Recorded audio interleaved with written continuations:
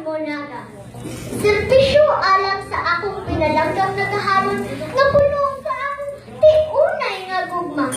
Servisyo nga walay pili, kabus o balunahan.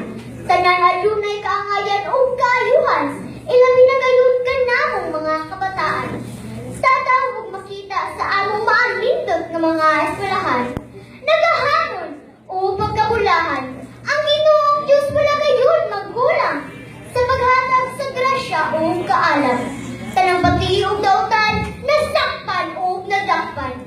Sa magsudong ako sa bata nga nanaygon, sa matang pamilya nga malipayon, sila na naiusa sa pagpangaon sa lungsod sa mga nagahanon.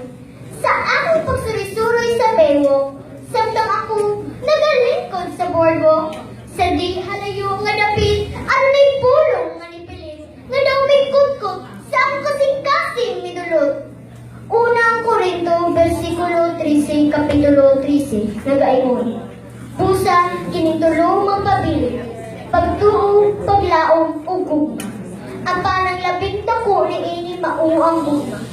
Pulong kini sa Ginoong kanato nga diin ikutlo ikan sa Biblia. Pagtuo sa kahitasan nga kita sa kanunay iyang pagabulikan. Paglaom alang sa tanan nga sa Ginoo na ginahanglan.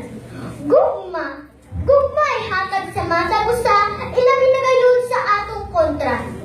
Gugma, kini usab walay ikaw kanatong mga nagaharon sa atong pinalangga ug tinawag nga mayora. Mayora ug abogada Christine Vanessa Ticho.